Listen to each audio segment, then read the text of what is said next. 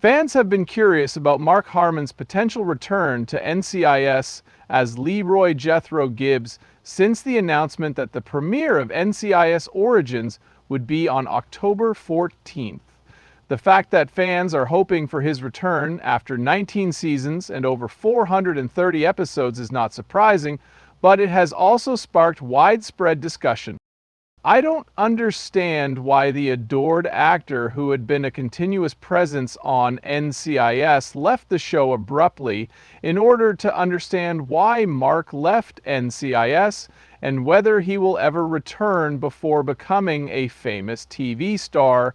Let's take a look at his life. Dear Thomas, among 3 children, Mark Harmon came into this world at the end of the He was born to Heisman Trophy winning football player and announcer Tom Harmon and actress/model/artist Elise Knox. Kelly Harmon, an actress and model, was married to AO billionaire John DeLorean.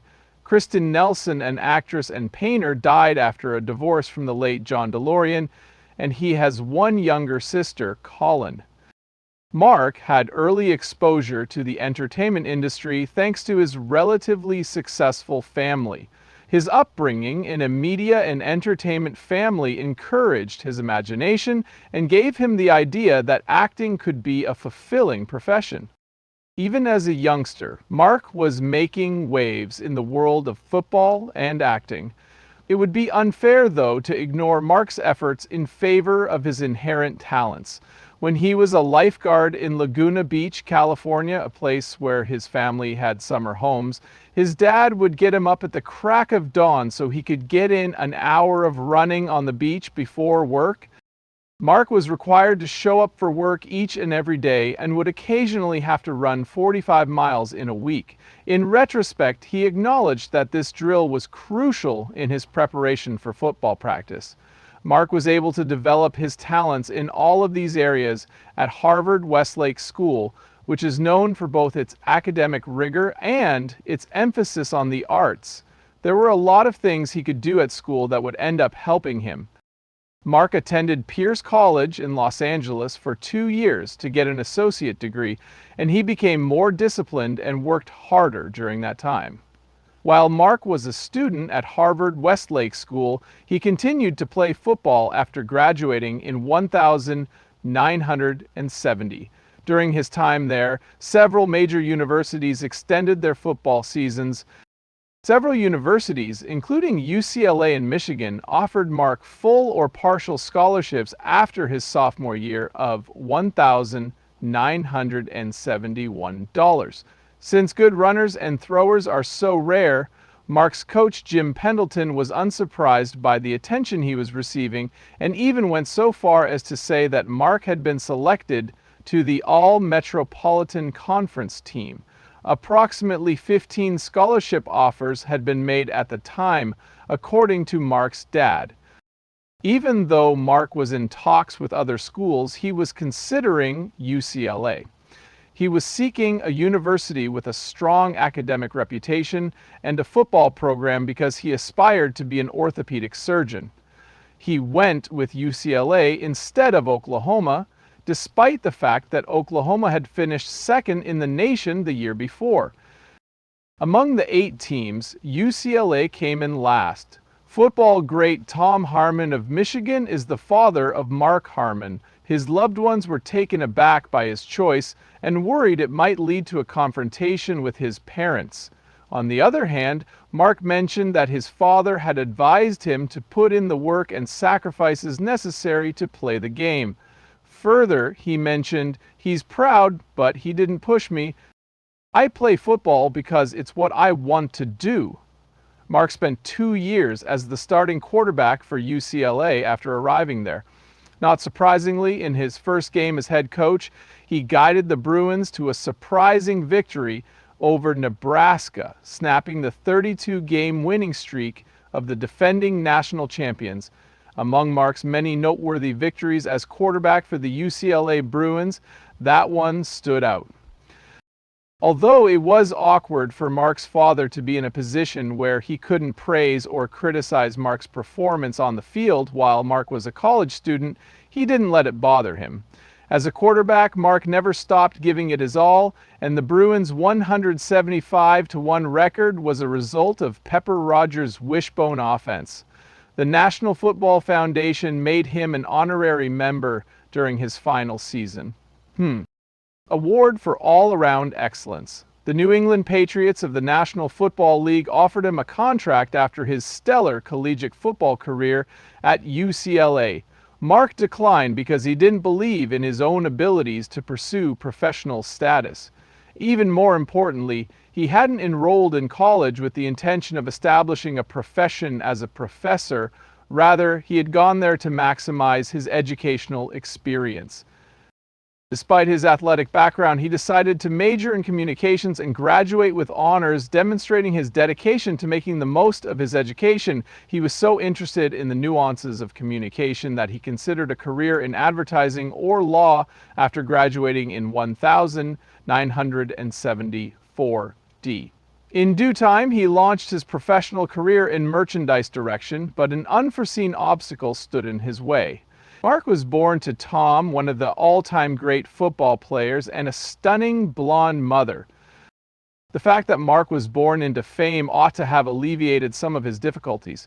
Rather than settling for just one profession, he decided to give acting a shot. He enrolled in acting classes for 5 years to demonstrate his commitment to his chosen career path, knowing that it would be distinct from his parents and his own football achievements.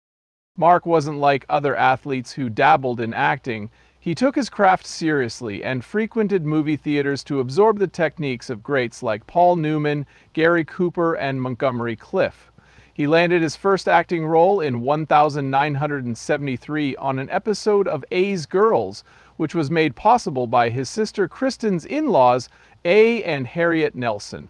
Even though it was just one episode, it established him as a TV personality, and 2 years later, Mark appeared in multiple 1,975 television series, such as Adam 12 and Emergency. He was receiving more roles despite the fact that they were all for one episode.